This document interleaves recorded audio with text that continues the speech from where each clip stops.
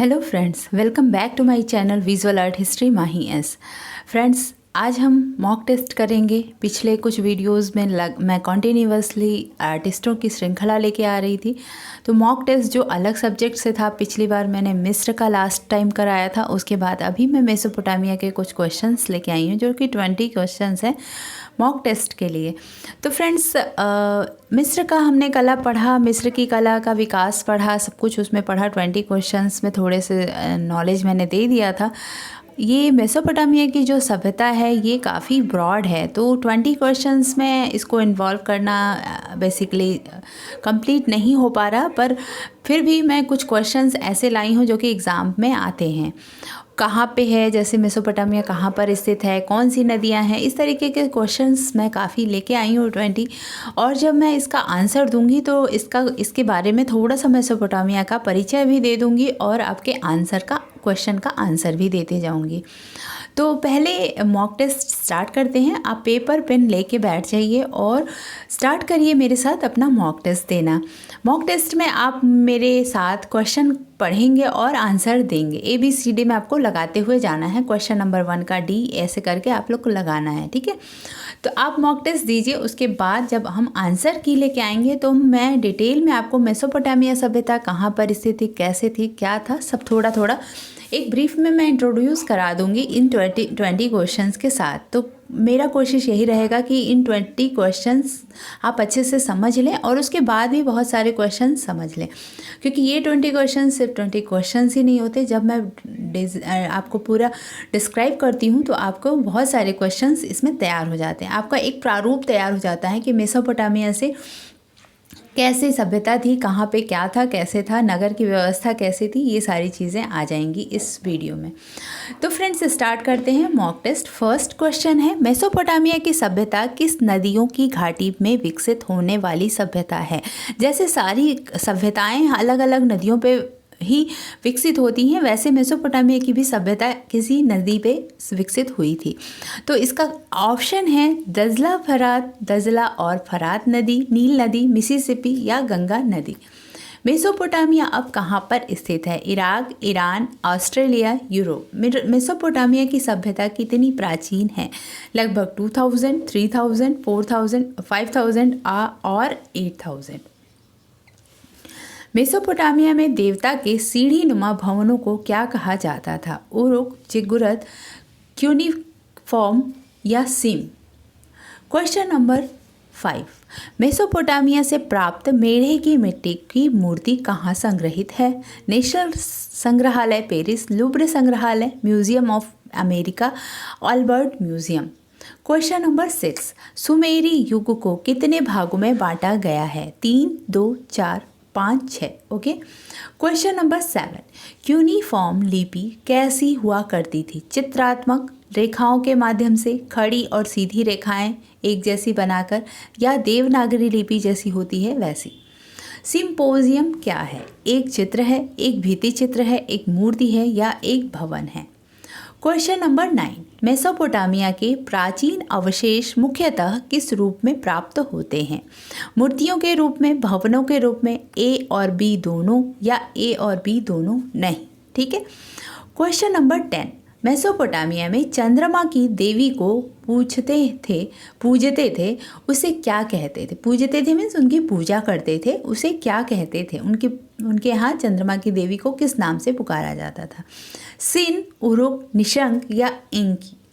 जिगुरत किसे कहा जाता था? ये सब जो वर्ड्स हैं थोड़े से टफ होते हैं, तो उसको क्या कहते हैं जब आप डीप में स्टडी करेंगे, या ये ऑब्जेक्टिव भी आपको काफ़ी हेल्प करेगा। कभी कभी क्वेश्चन आ जाएगा कि जिगुरत क्या था उनके यहाँ पे, तो वैसे आपको ये क्वेश्चन पता होना चाहिए। देवताओं के सिंहासन, देवताओं के भवन को, राजा के महल को, या इनमें से कोई नहीं। मेसोपोटामिया की पात्रों पर किस प्रकार के चित्र बने हैं? ज्यामितीय अलंकरण हुए हैं, पशु, पक्षी या मानव चित्रण, या D है A या B दोनों, ठीक है। क्वेश्चन नंबर 13, मेसोपोटामिया में एंकी किस देवता को कहा जाता है? चंद्र देवता को, जल देवता को, वायु देवता को या अग्नि के देवता को? क्वेश्चन नंबर 14, मेसोपोटामिया की आरंभिक ऐतिहासिक युग में इग्नीन किस देवी या देवता को कहा जाता है? तो यहाँ पे आप देख सकते हैं कि देवी देवताओं के अलग अलग नाम हैं, जो कि अलग अलग जो देवता हैं उनके डिफरेंट डिफरेंट नाम होते हैं। तो ये सारी चीज़ें थोड़ा याद करना ज़रूरी हो जाता है, क्योंकि अगर क्वेश्चन ऐसे आ जाएगा तो आप नहीं समझ पाएंगे, क्योंकि इग्नीन हम कभी सुने ही नहीं हैं, तो वो प्रॉब्लम होती है। तो आप लोग ये क्वेश्चन नोट डाउन कर लें या आप इसका स्क्रीनशॉट ले लें, जैसे भी आपको याद करना हो वैसे आप याद कर डालिए इन सब वर्ड्स को कि किसको क्या कहते हैं। सुमेरी युग का समय कब से कब तक रहा? 2700 से 2350 ईस्वी या 2500 से 2000 ईस्वी, 3000 से 2000 ईस्वी पूर्व तक, इनमें से कोई नहीं। ठीक है। क्वेश्चन नंबर 16, बेबीलोनियन प्राचीन बेबीलोनियन युग का समय काल कब से कब तक था? जो मेसोपोटामिया की सभ्यता में बेबीलोनियन युग स्टार्ट हुआ था, उसमें प्राचीन, मध्य और आरंभिक इस तरीके से था। तो उसका टाइम पीरियड क्या था? प्राचीन बेबीलोनियन युग में मारी नगर को संसार का आश्चर्य माना जाता था। क्यों?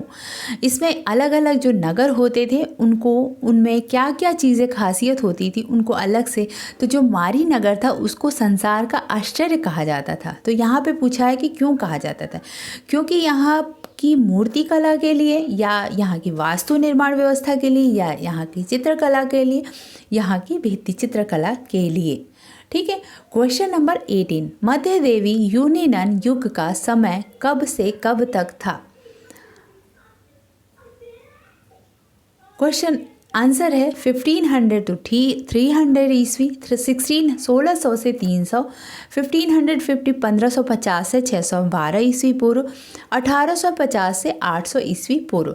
तो ये आपको बताना है। क्वेश्चन नंबर 19, लेमासूस क्या था? लेमासूस मनुष्यों के लिए जानवरों पक्षियों के मूर्ति शिल्प को कहा जाता था। जैसे मनुष्य हो, इसका मीन्स ये हो जाएगा कि जैसे मनुष्य जो होते थे वो जानवरों और पक्षियों के रूप में बनते थे। जानवरों की मूर्तियों के लिए मानव मूर्ति को और देवताओं की मूर्ति को। तो लेमासूस जो था वो क्या कहा जाता है? इसका इंग्लिश जो है वो सही होगा। एक रानी नापुर असु की 2 भागों में डाली गई एक सिर विहीन मूर्ति, ढाली गई है, डाली गई नहीं होगा, ये ढाली होता है, ढ से ढाली। ठीक है, ये मिस्टेक हो गया है टाइप में, ये ढ को ढ कर दिया है। ढाली गई एक सिर विहीन मूर्ति कब से प्राप्त हुई? तो ये आरंभिक बेबीलोनियन में प्राप्त हुई या मध्य बेबीलोनियन में, आपको बताना है, या ए बी दोनों में या दोनों में नहीं प्राप्त हुआ था। ठीक है फ्रेंड्स, तो ये हो गए मेरे 20 ऑब्जेक्टिव क्वेश्चंस। आपने सॉल्व कर लिया हो तो मेरे साथ आगे चलिए, मैं आपको डिस्क्राइब में इसका आंसर दूंगी और आपको मेसोपोटामिया का एक शॉर्ट में परिचय भी दे दूंगी कि मेसोपोटामिया एक्चुअली था क्या, सभ्यता कैसी थी। आपने सिंधु घाटी सभ्यता पढ़ा होगा, उसके बारे में आप जैसे जानते हैं वैसे ही मेसोपोटामिया बहुत ही डेवलप्ड था, मिस्र से भी ज़्यादा डेवलप्ड था मेसोपोटामिया में क्या था कि बाहरी जो प्रभाव थे वो नहीं आए थे, और मेसोपोटामिया में बहुत सारे प्रभाव पड़े थे। तो इस तरीके से जो मेसोपोटामिया की सभ्यता थी ये मिस्र से भी बड़ी थी और बहुत ही मतलब वहाँ पे जो कलाकृतियाँ मिली वो काफ़ी डेवलप्ड थी। ठीक है, तो स्टार्ट करते हैं फर्स्ट क्वेश्चन से। आपको अच्छा लगेगा ये चैप्टर देख के।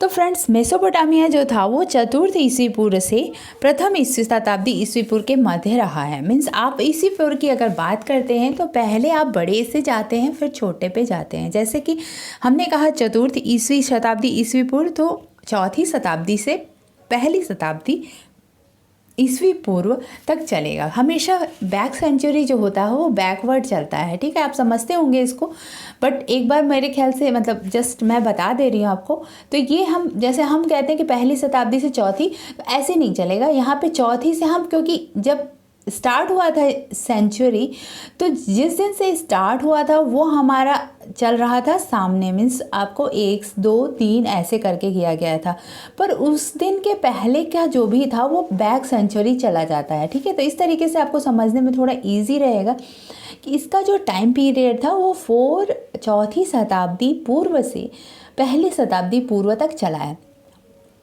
तो ये सभ्यता जो है वो 5000 वर्ष पुरानी है। मीन्स आप जैसे चौथी शताब्दी हमने कहा, तो चौथी शताब्दी जैसी कंप्लीट होता है 5000 कंप्लीट हो जाता है। तो 5000 वर्ष पुरानी मेसोपोटामिया की सभ्यता है। एक चीज़ आपके दिमाग में बैठ जानी चाहिए, इसको आप लर्न कर सकते हैं बिल्कुल अच्छी तरीके से कि 5000 ईस्वी पूर्व पुरानी मेसोपोटामिया की सभ्यता है। मिस्र की कला के समान ही मेसोपोटामिया की कला का भी प्रभाव यूरोप की चित्रकला के विकास पर पड़ा था। पर नील नदी की घाटी में जो पनपी थी वो मिस्र की सभ्यता थी, और जो दजला फरात में पनपी थी वो थी मेसोपोटामिया की सभ्यता। तो इसका राइट आंसर जो फर्स्ट क्वेश्चन का हो जाएगा दजला फरात। नील नदी की घाटी में पनपने की वजह से मिस्र की सभ्यता को मिस्र नील नदी की सभ्यता भी कहा जाता है, और दजला और फरात में जब मेसोपोटामिया हुआ तो मेसोपोटामिया को दजला फरात सभ्यता भी कहते हैं। किंतु मिस्री सभ्यता जहाँ बाहरी संपर्क से अछूती रही, मिस्री सभ्यता जो थी वो बाहरी संपर्क नहीं था उसका, वो अपनी ही कलाकृतियों में डेवलप कर रहा था। पर जो मेसोपोटामिया की सभ्यता थी वो कई देशों की कई जगहों से मिक्स होके एक कला पनप रही थी। तो इससे क्या हो रहा था कि मेसोपोटामिया की सभ्यता ज़्यादा डेवलप्ड हो रही थी। फिर इसके बाद मिस्र की प्रभावित भी थी, परंतु यहाँ पर जो क्रमशः सीरिया, अरब, अखमनी, इराक और यूनान को इसका जो प्रभावी देश माना जाता है वो था। इस प्रकार शास्त्रीय यूनानी कला में पूर्व मेसोपोटामिया इस क्षेत्र का सर्वाधिक उन्नत कला केंद्र रहा। यहाँ के उत्खनन में प्राप्त सामग्री से ये सिद्ध हो गया कि पुराने बाइबल जो ओल्ड टेस्टामेंट था, जो कि जब हम बाइजेंटाइन पढ़ते हैं, ओल्ड टेस्टामेंटो पढ़ते हैं, तो वो उसका भी कथानक और उनकी प्रलय की घटना का जो सत्यता था उसका बीज यहाँ पर अंकुरित हो चुका था।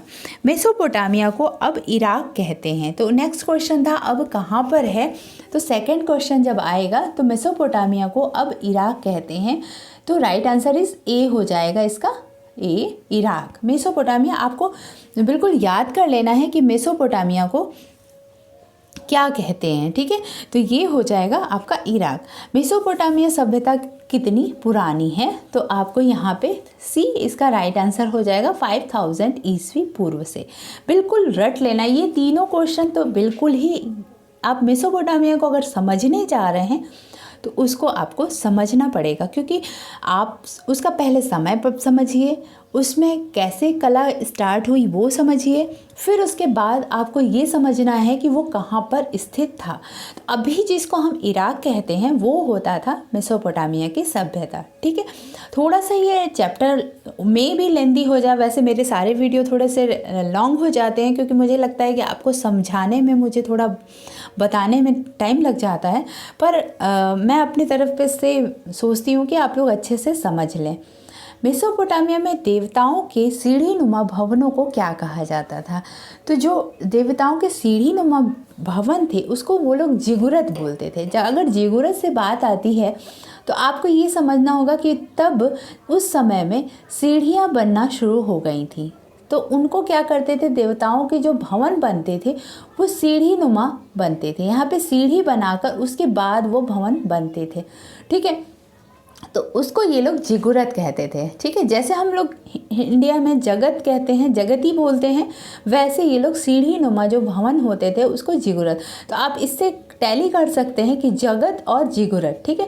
तो जगत हमारे जहाँ बोला जाता है और जिगुरत इनके यहाँ बोला जाता है, ठीक है। तो जो जिगुरत है वहाँ पर जब सीढ़ीदार पूजा गृहों को चारों ओर नगर बसाया जाता था, वहाँ पर जब जो जिगुरत होता था, जो भवन होता था भगवान का, उसके चारों तरफ नगर को बसाया जाता था। जिगुरतों के समान ही राजभवन तथा नगरवासियों के घर भी अनेक सुंदर कलाकृतियों एवं बहुमूल्य वस्तुओं से सजाए जाते थे। दीवारों पर उत्कीर्ण अथवा रंगों से बनाए गए चित्र, खिलौने, मणिकुट्टिम आप समझ सकते हैं, जैसे कि ग्लास को तोड़ के चिपकाना, टाइल्स को तोड़ के चिपकाना, उसको मणिकुट्टिम कहते हैं।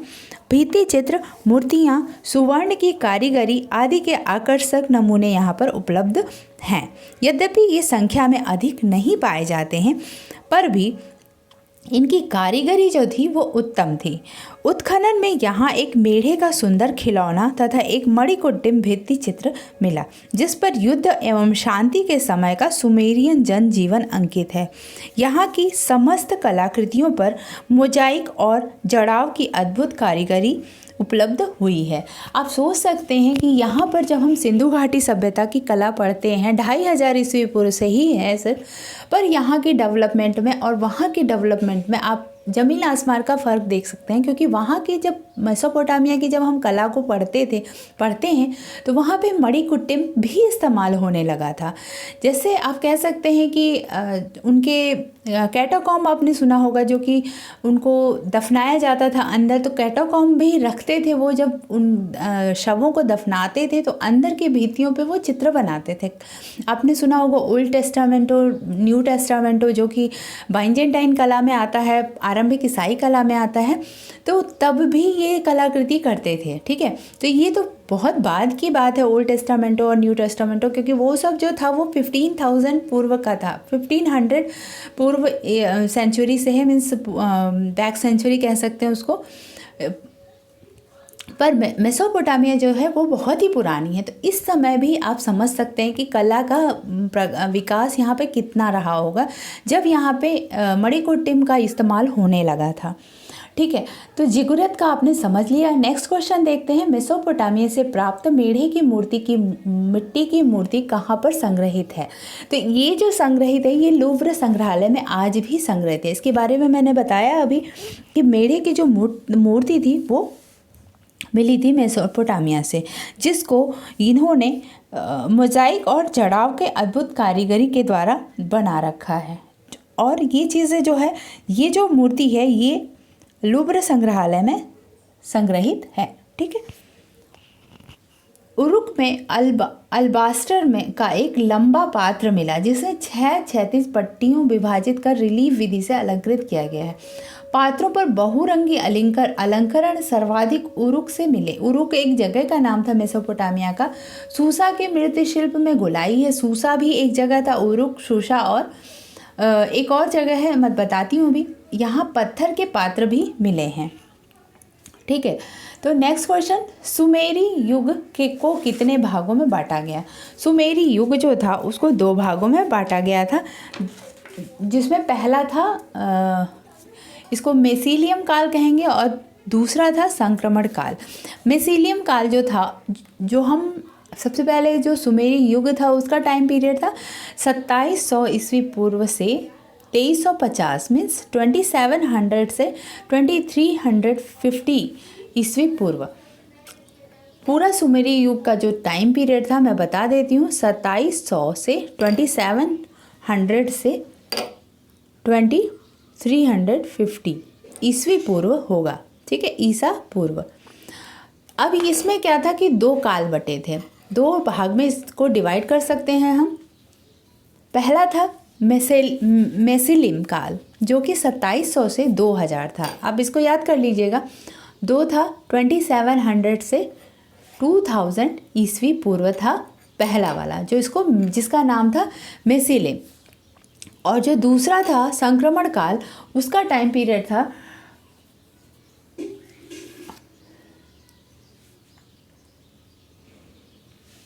2000 से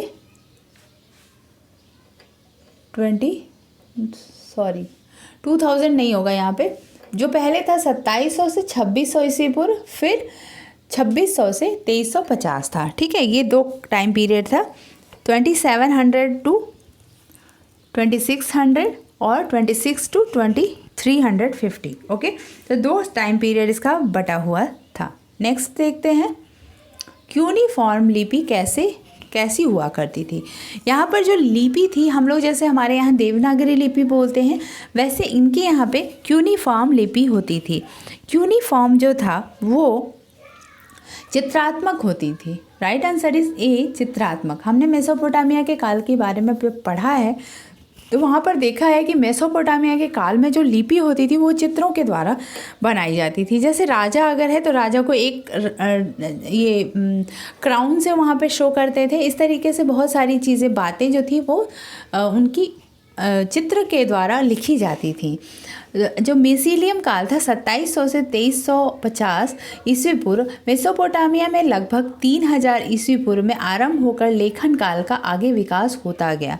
अंकों को छोड़कर लगभग 900 चिन्ह उरुक में तथा 420 चिन्ह जामदेत नस्र, ये एक जगह है, दो जगह है, उरुक तथा जामते तनस्र में प्रयुक्त हुआ है। इन्हें पढ़ना सरल नहीं था। अक्षरों का आधार वस्तुएं तथा उपकरण आदि थे जो कुछ भी रेखाओं में अंकित किए जाते थे, कुछ सिंपल सी रेखाओं में अंकित किए जाते थे, जो कि रेखाओं से उन लोगों ने कहना शुरू किया अपनी बातों को लिख के, जैसे एक लाइन बना दिया और उसमें रेखाओं को बना दिया। जैसे राजा की बात है, फिर राजा अगर शिकार कर रहे हैं तो शिकार दिखा दिया। इस तरीके से उन्होंने चित्रात्मक लिपि में काम करना शुरू किया। इसे बाद में क्यूनिफॉर्म लिपि कहा गया। लिपि के आधार पर सुमेर तथा मेसोपोटामिया के इतिहास का एक बड़ा सा अंश व्यवस्थित किया गया है, जिसको कि सुरक्षित रख लिया गया है ये लिपि के हिसाब से। अभी तक ये पढ़ा नहीं जा सकता, पढ़ना बहुत ही टफ होता है, पर फिर भी उसको एकत्रित करके रख लिया गया है। अब हम नेक्स्ट क्वेश्चन पढ़ेंगे, सिंपोजियम क्या है। सिंपोजियम जो था वो एक भित्ति चित्र था। Right answer is B.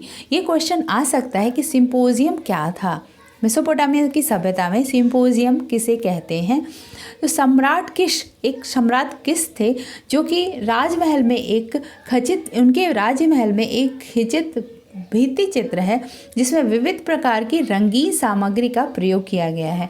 ये किसी देवता के विशाल ध्वज स्टैंडर्ड के रूप में है, जो कि यह सिंपोजियम के नाम से जाना जाता है। इसमें अनेक पूर्व परिचित तथा कुछ नए पशु, राक्षस, चलती हुई मुद्रा में भेड़ें, संगति रत स्त्रियां, दूध दूहते पुरुष तथा बिंदियों को लाते हुए योद्धा अंकित हैं। आकृतियों की शैली सरल है, त्रिआयामी है, प्रभाव देने का ये लोग प्रयत्न करते हैं। पुरुषों की टांगें पतली, पंजे चौड़े, बड़ी नासिका, इस तरीके से मेसोपोटामिया के जो चित्र बनते थे आप समझ सकते हैं। नेक्स्ट क्वेश्चन, मेसोपोटामिया के प्राचीन अवशेष मुख्यतः किस रूप में प्राप्त होते हैं? तो जो मेसोपोटामिया का प्राचीन अवशेष, जैसा कि हमने अभी तक बताया, आपको आइडिया हो गया होगा कि मूर्तियों के रूप में और भवनों के रूप में होते हैं। तो इसका राइट आंसर सी क्यों हो जाएगा? क्योंकि मूर्तियां भी हैं और भवन भी हैं।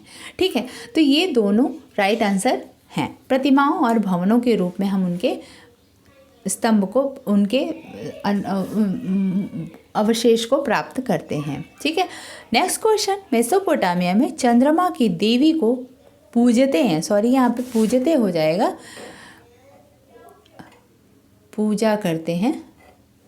ठीक है, तो पूजते हैं उसे क्या करते हैं? तो जो चंद्रमा की देवी थी मेसोपोटामिया में, उसको सिन कहते हैं। राइट आंसर इसका ए हो जाएगा, सिन।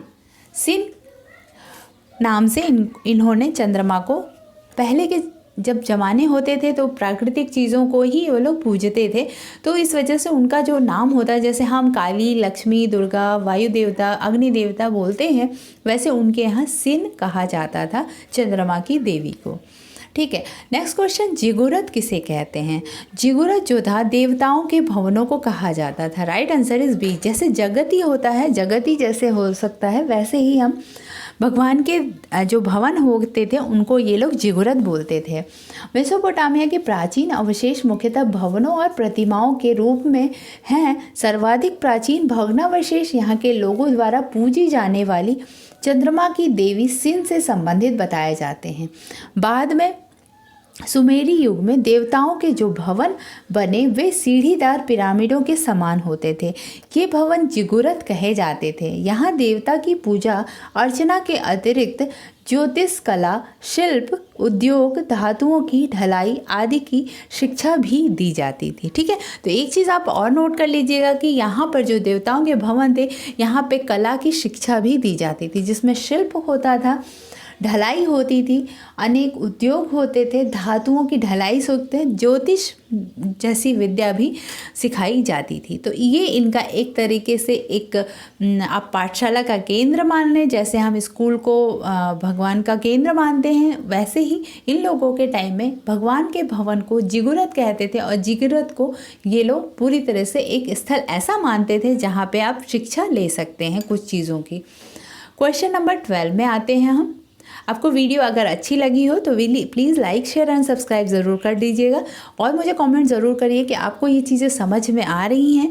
अगर नहीं आ रही हो तो मैं मेसोपोटामिया का एक और, वैसे भी काफ़ी ये लेंदी है, तो मैं एक और वीडियो बनाऊंगी जो कि काफ़ी डिटेल में बना दूंगी, क्योंकि ये मैं कुछ चीज़ों से आपको मेसोपोटामिया से परिचय करा रही हूँ। ठीक है, तो परिचय करने के बाद आपको मेसोपोटामिया को थोड़ा समझने में इजी हो जाएगा, इसलिए मुझे ये 20 क्वेश्चंस में लेके आना पड़ा, क्योंकि एक बार आप इसको शॉर्ट में समझ लें मेसोपोटामिया है क्या, कलाकृतियाँ कैसे होती थी और कब होता था, कहाँ पर होता था। तो एक चीज़ तो है कि अगर आपने इस वीडियो को अच्छे से ध्यान से सुन लिया तो काफ़ी चीज़ें आपकी क्लियर हो जाएंगी मेसोपोटामिया से रिलेटेड। ठीक है, मेसोपोटामिया के पात्रों पर किस प्रकार के चित्र बने हैं, तो ये तो बहुत ही ईजी होगा आपके लिए, क्योंकि मेसोपोटामिया का जो हम जहाँ तक जानते हैं कि प्राचीन काल में जो भी पात्र पे चित्रण हुआ या कहीं पे वो चित्रण करते थे तो ज्यामितीय आकार में अलंकरण करते थे और पशु पक्षियों को बनाते थे। तो इसमें राइट आंसर डी हमने कर दिया है, ए और बी दोनों, क्योंकि ज्यामितीय अलंकरण भी था और पशु पक्षी भी थे। मानव का चित्रण हुआ है पर भित्ति चित्र के रूप में हुआ है, पात्रों पर नहीं हुआ है। ठीक है, आगे चल के उस पर भी हुआ है। ठीक है, मेसोपोटामिया में एंकी किस देवता को कहा जाता है, जैसे हमने सिन पढ़ा, एंकी भी एक देवता को कहते थे, वो लोग कहते हैं। तो एंकी जो थे वो जल के देवता को कहते हैं। Right answer is B. जब हम कृषि उत्पादन करना शुरू कर देते हैं या कोई भी, हम तो जल देवता, वायु देवता और चंद्रमा, सूर्य, इन सब की पूजा करते हैं, क्योंकि हमें उसी में एक आदि शक्ति दिखती है। क्योंकि हम अगर चाहें तो कुछ भी कर सकते हैं, पर अगर वायु और जल देवता और सन देवता, अगर कुछ सूर्य देवता अगर प्रलय चाह जाएं तो हम कुछ भी नहीं कर सकते, उनके आगे हमारा कुछ भी नहीं है। तो इस तरीके से उस समय प्राचीन काल में भी लोग इस चीज़ को समझते थे कि हमें इन देवताओं को खुश रखना है, तो जल देवता को ये लोग एंकी कहते थे। मेसोपोटामिया का जो प्राचीनतम उदाहरण था वो यहाँ पर एक एंकी था, वो भग्नावशेष वहाँ पर मिले थे। एरिदू था, एरिदू एक जगह था, जैसे हमने पीछे बात किया कि कुछ स्थलों के नाम लिए, वैसे ही एरिदू का उत्खनन में एंकी नामक जल के देवता के एक 18 मंदिरों का निर्माण हुआ है, जो जैसे एक पर एक आप समझ सकते हैं कि मतलब जैसे ऐसे एक के ऊपर एक मंदिर बने हुए हैं। ठीक है, और ये जो मंदिर है ये 18 तले हैं, आप इसको 18 तला मान लीजिए। तो एक पर एक 18 तले मंदिर को बना है, जो कि इसका प्रमाण मिला है वहाँ के उत्खनन से। यहाँ 16वें स्तर पर जो विन्यास मिला है उसकी पद्धति से आज तक के मंदिर चले आ रहे हैं।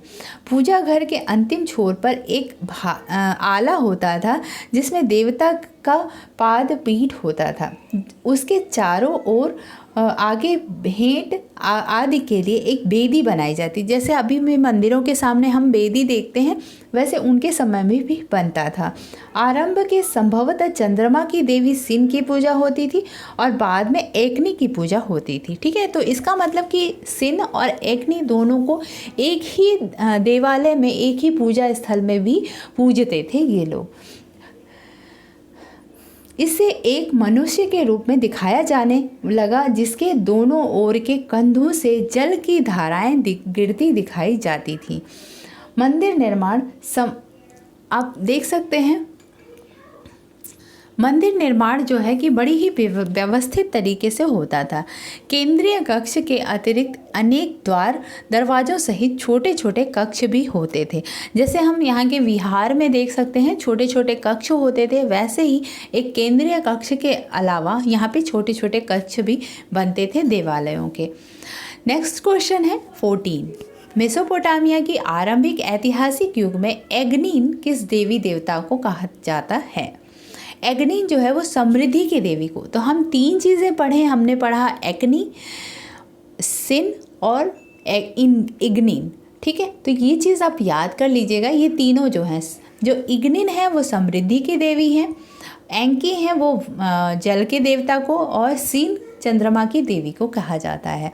तो ये तीनों चीज़ें उन लोग पूजते थे। समृद्धि की देवी इग्निन तथा देवता दुभुजी होते थे, जिनको प्रमुख रूप से पूजे जाते थे। ये सूखा पुनः हरियाली के प्रतीक बन गए थे। इनको वो लोग सूखा और पुनः हरियाली के प्रतीक मानते थे। इसके लिए विशाल उपासना गृह बनाए गए, जहां पर्याप्त भीड़ एकत्रित होकर भित्ति के निकट स्थित मूर्तियों की पूजा करती थी। इसमें त्रिदेव के मंडप भी बनाए गए। इनका भूविन्यास 3000 वर्ष बाद बने ढलाई पूजा गृहों के समान ही है। निर्माण सामग्री में केवल ईंट ही उपलब्ध थी, अतः बाहरी दीवारों को सुरक्षित करने के लिए चूने का लेप ये लोग लगाया करते थे। ठीक है, नेक्स्ट क्वेश्चन 15। सुमेर युग का समय कब से कब तक रहा? सुमेर युग का समय, जैसे कि हमने पहले बात किया, 2700 से 2350। यहाँ पर राइट आंसर इज ए, 2700 से 2350, जिसमें 2 युग थे, मेसीलियम युग, द्वितीय संक्रमण युग। ठीक है, ये हमने बात किया था जब 2 युग के बारे में बात किया था, तो इसके बारे में मैंने बताया था आपको। प्राचीन बेबीलोनियन युग का समय काल कब से कब तक था? तो इसका जो समय काल था वो 1728 से, राइट आंसर इज सी हो जाएगा, 1728 से 1550 ईस्वी पूर्व में प्राचीन बेबीलोनियन युग का समय काल था। Question number 17। प्राचीन बेबीलोनियन युग में मारी नगर को संसार का आश्चर्य माना जाता है। तो इसलिए क्योंकि यहाँ पर जो वास्तु व्यवस्था थी वो बहुत ही उत्कृष्ट थी। तो यहाँ की जो वास्तु निर्माण व्यवस्था के लिए हम कहेंगे B is the right answer, because कि यहाँ में वास्तु में घर के भीतर एक खुला आंगन होता था, जिसमें प्रत्येक कमरे में जा सकते थे। जैसे हमारे यहाँ भी अभी हमसे एक पीढ़ी पहले ऐसे ही घर बनते थे, जिसमें एक आंगन होता था, फिर बरामदे होते थे, फिर कमरे बनाए जाते थे। अभी भी कुछ लोगों के घर पे गाँव में इस तरीके के भी घर होंगे, जिसमें इस तरीके का व्यवस्था होती है। धीरे धीरे इस व्यवस्था को जटिल विकास हुआ, जिसे नगर के भीतर दूसरी नगर भी कहा जा सकता है। राजभवन कक्ष, निजी कक्ष, बाहर की ओर और रसोई घर, कार्यशालाओं तथा भंडार गृह, धूप में सुखाई गई ईंटों से निर्मित बाहरी दीवार से घिरे किले जैसा भवन का केवल एक ही प्रवेश द्वार होता था। तो पहले के ज़माने में हमारे यहाँ भी घर ऐसे ही होते थे, जिसमें खिड़कियाँ बाहर के नहीं होती थी और एक ही प्रवेश द्वार होता था और बिल्कुल चौकोर टाइप का घर बनता था, जो कि इसमें बीच में आंगन, फिर कमरे हुआ करते थे। ठीक है, तो आप इससे लगा सकते हैं अंदाज़ा। तो इस वजह से प्राचीन बेबीलोनियन युग की मारी नगर को संसार का आश्चर्य कहा जाता था। आप एक चीज़ इसको भी नोट कर लीजिए। ठीक है, नेक्स्ट क्वेश्चन 18। मध्य देवी यूनियन युग का सब समय कब से कब तक था?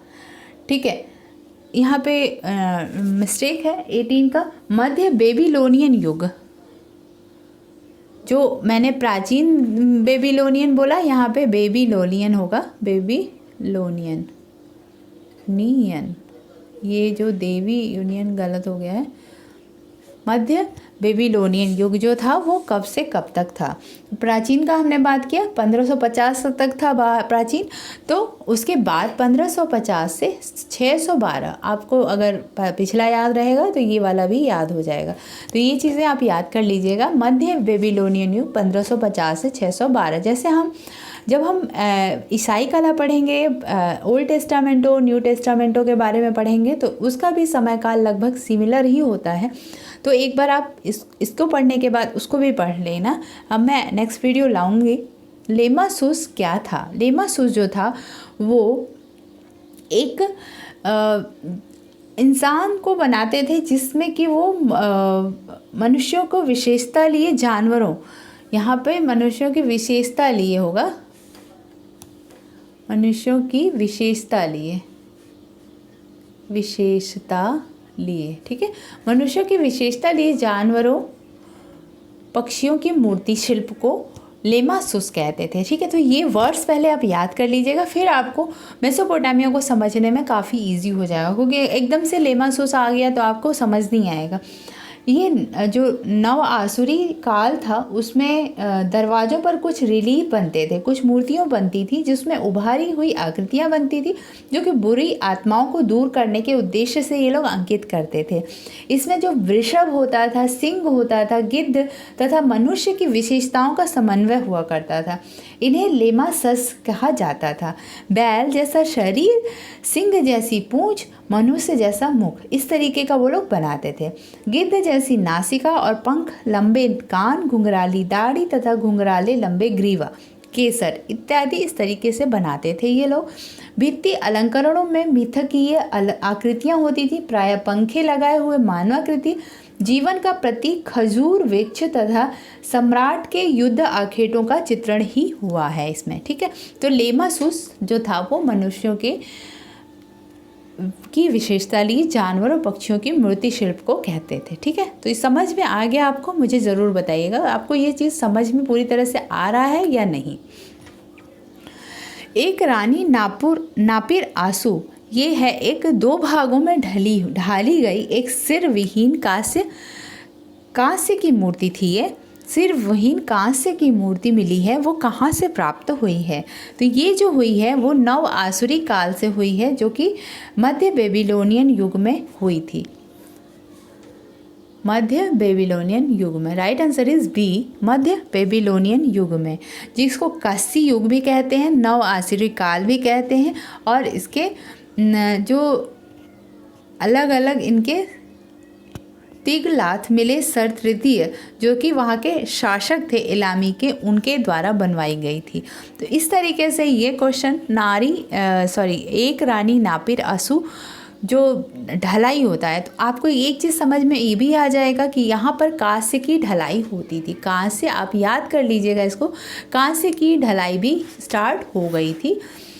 तो जो रानी नापिर आंसू कांस्य की ढलाई होना स्टार्ट हो गया था। ये जो मूर्ति शिल्प है ये ढलाई हुई थी कांस्य से, और ये जो हुई प्राप्त किया गया है मध्य बेबीलोनियन युग से प्राप्त किया गया है। ठीक है फ्रेंड्स, तो ये हो गया मेरा मेसोपोटामिया जो कि बहुत ही ब्रॉड है। अभी इसमें से मैंने छोटे पॉइंट्स को 20 पॉइंट्स को निकाला और उसमें से आपको डिस्क्रिप्शन में इतना डिस्क्राइब करके मैंने बताया। मेसोपोटामिया से रिलेटेड कुछ भित्ति चित्र मिले जो कि रिलीफ वर्क में काम किए हुए हैं, आप उनको एक बार देख सकते हैं, आपको काफ़ी हेल्प हो जाएगा इससे भी। असीरियन लॉयन हंट रिलीफ देख सकते हैं आप, किस तरीके से उस समय के कलाकारों ने कितना आगे चल के काम किया, जो कि आज हमारे यहाँ अभी भी ये कलाकृतियाँ विकसित हैं अभी भी। तो उस समय की कलाकृतियों के बारे में आप समझ सकते हैं कि 500,000 साल पहले कैसे चित्रों को इस तरीके से मेसोपोटामिया में बनाया जाता था। तो ये हमने एक चित्र रखा है, Assyrian lion Hunt relief work में है, आप देख सकते हैं। नेक्स्ट, ये लॉयन ऑफ बेबीलोनियन, ये जैसे हमने कहा कि मणिकुट्टिम टाइप काम किया जाता था वहाँ पे, जो टाइल्स को जोड़ के, तो इन्होंने टाइल्स पे एक तरीके से ईंट का जो चित्रण है उस पे इन्होंने ही लॉयन का एक रिलीफ बनाया है। नेक्स्ट है map of Mesopotamia 2000 to 1600 BCE का है। आप देख सकते हैं ये मैप हमने एक रखा है आपको मेसोपोटामिया का मैप समझने के लिए। किंगडम ऑफ ऊपर मेसोपोटामिया जो कि असीरिया, यहाँ पे असीरिया है, मेसोपोटामिया है, ये एरिया जो है ये इराक का पूरा एरिया है। अब ध्यान से अगर देखें तो आपको समझ में आ जाएगा, ये सी वाला एरिया है, ये सी वाला पार्ट है। यहाँ पे मैंने शल्मानेसर 3 एक राजा थे, उसका इन्होंने जो मैंने बताया पिछले वीडियोस में कि पत्थरों के भी स्कल्पचर बनते थे, वो कुछ इस तरीके से बनते थे मेसोपोटामिया के एज में। जिगुरत का जो मैंने जिक्र किया था, जिगुरत से रिलेटेड, वो ये है रिकंस्ट्रक्शन ऑफ जिगुरत ऑफ उरी का जो हमने चित्रण किया था उर का, वो वाला भी है ये। ठीक है, ये एसुरनासिरपाल 2 का वॉल रिलीफ है जो कि काफ़ी सुंदर भित्ति चित्र है, जो कि आदम का हाइट में बना करते थे। ये एक क्वीन ऑफ नाइट ब्लॉक करके है, जो मैंने बात किया था, कुछ इन्होंने कुछ भगवान से रिलेटेड, कुछ जानवरों से रिलेटेड मनुष्यों को बनाते थे। ये अपने जो द्वार पे बनाया करते थे, इनके पंख लगे हुए हैं, इनके पैर जो होते थे पक्षियों के होते थे फेस, और इन्होंने कुछ इस तरीके से क्वीन को बनाया है। बहुत ही सुंदर है, आप देख के आश्चर्यचकित हो जाएंगे कि मेसोपोटामिया काल में किस तरीके का चित्रण हुआ करता था। ठीक है फ्रेंड्स, तो ये हो गए, मैंने कुछ पिक्चर्स भी आपको दिखाई जिससे कि हेल्प हो जाएगी आपको याद करने में। Thank you for watching my video and keep watching, keep learning. Bye bye, see you.